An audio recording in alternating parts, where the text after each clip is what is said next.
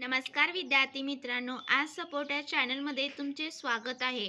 इयत्ता 10वीचा 4 मार्च 2026 रोजी होणारा हिंदी विषयाच्या पेपरमध्ये कोणते कहाणी लेखन येणार आहे आणि त्याचं उत्तर तुम्ही असं लिहिला तर नक्कीच यामध्ये कहाणी लेखनमध्ये तुम्ही 5 पैकी 5 मार्क्स घेऊनच जाल. तर तुमचा हा जो प्रश्न असणार आहे तो पहा, कहाणी लेखनचा तो रचना विभागच्या प्रश्न क्रमांक 5 मधील तर त्यामध्ये वृत्तांत लेखन किंवा कहाणी लेखन यापैकी एक तुम्हाला 5 मार्क्ससाठी सोडवायचा प्रश्न असतो. तर कशा प्रकारचं यामध्ये कहाणी लेखन येणार आहे आणि तुम्ही कसं सोडवायचं आहे तर चला तर पाहूयात. तर सर्वप्रथम पहा विद्यार्थी मित्रांनो, तुमच्या बोर्डाच्या परीक्षेमध्ये तुम्हाला प्रश्नपत्रिकेमध्ये प्रश्न देणार आहेत की दी गई मुद्दों के अनुसार कहानी तयार कीजिए और उसे उचित शीर्षक दीजिए.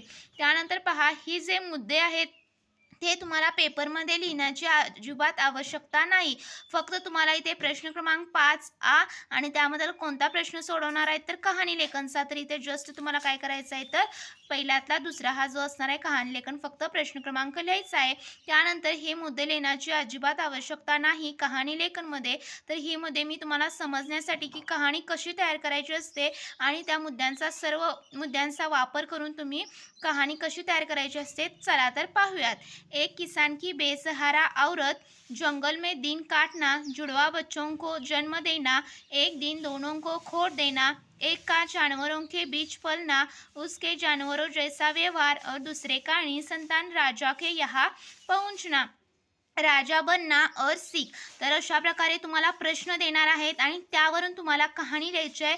एक अंदाजे एक पेज भरून जर तुम्ही कहाणी लिहिला अशा प्रकारे सर्व मुद्द्यांचा वापर करून तर तुम्हाला यामध्ये नक्कीच 5 पैकी 5 मिळणार आहेत. तर सर्वप्रथम तुम्हाला कहाणीचे मुद्दे वाचायचे आहेत आणि त्याचं काय करायचं आहे, शीर्षक हे आकर्षक असं त्याला शीर्षक द्यायचं आहे. पहा, ह्याला काय दिलेलं आहे, ह्या कहाणी लेखनला शीर्षक अपना अपना भाग्य. तर इथं पाहू शकता पहिलं काय दिलेलं आहे, एक किसान की बेसहारा औरत. तर कहाणी लिहिताना नेहमी ही भूतकाळमध्येच लिहिली जाते. तर आपण कहाणी पाहूयात. एक किसान था, उसकी पत्नी सुंदर और सुशील थी. दुर्भाग्य से किसान की असमय मृत्यु हो गई.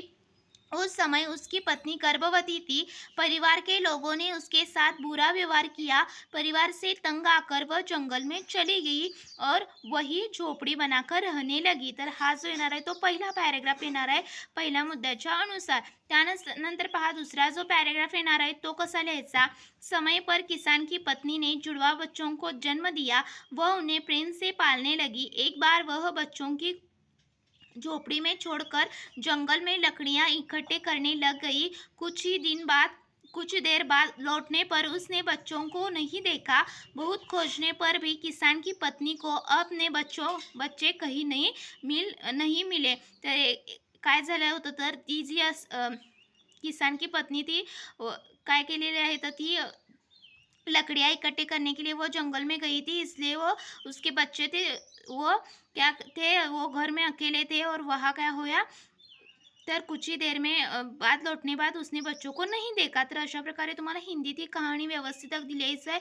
त्यानंतर पहा, एक बच्चा बहुत दूर निकल गया था और जानवरों के बीच उनके बच्चों के साथ खेलने लगा. दूसरा बच्चा झोपड़ी से दूर इधर उधर घूम रहा था. आखिर थक कर वह जोर जोर से रोने लगी.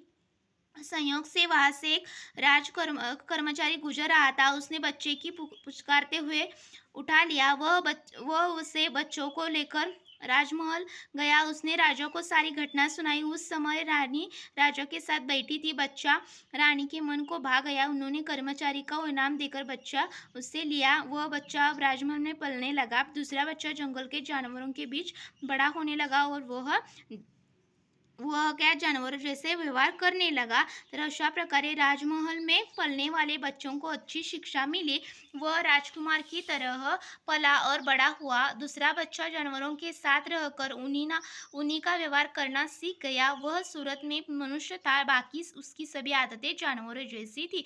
जो दूसरा बच्चा था उसकी आदतें कैसे जानवरों जैसी थी. राजमहल में रहने वाला पुत्र बाद में राजा बना. जंगल में रहने वाला बेटा जानवर जैसा ही बना रहा. तर अशी तुम्हाला कहाणी व्यवस्थित अगदी लिहायचं आहे आणि त्याचं सीख जे असणार आहे म्हणजेच तात्पर्य जे हिंदीत लिहायचं आहे पहा. बच्चों की परवरिश जैसे वातावरण में होती है उनके जीवन का विकास भी उसी के अनुरूप होता है. हे यातून तात्पर्य किंवा सीख मिळालेली आहे. हे लिहायला अजिबात विसरायची नाही. तर दुसरा जी कहाणी येणार आहे ती देखील खूप महत्त्वपूर्ण आहे पहा. ती देखील आपण पाहणार आहोत. तर दुसरी असणार आहे पहा, कहाणी लेखन यामधले मुद्दे पहिल्यांदा वाचूयात. एक किसान उसकी स्त्री को धनी धनी होने का विचार आना, परी के दर्शन, दो वरदान मांगने के लिए कहना, किसान की स्त्री का लोभ, गहनों का शौक, हाथ सोने का बना दो, हाथ रुक जाना तकलीफ, दूसरा वरदान मांगना, हाथ पहले जैसा बना बना दो, परी का तथास्तु कहकर अदृश्य हो जाना सीख. तर तुम्हाला असे मुद्दे परीक्षेमध्ये देणार आहेत प्रश्नपत्रिकेमध्ये, आणि ते मुद्दे तुम्हाला उत्तरपत्रिकेमध्ये म्हणजेच बोर्डाच्या जी उत्तरपत्रिका दिली जाते तशी ही लिहिण्याची अजिबात आवश्यकता नाही.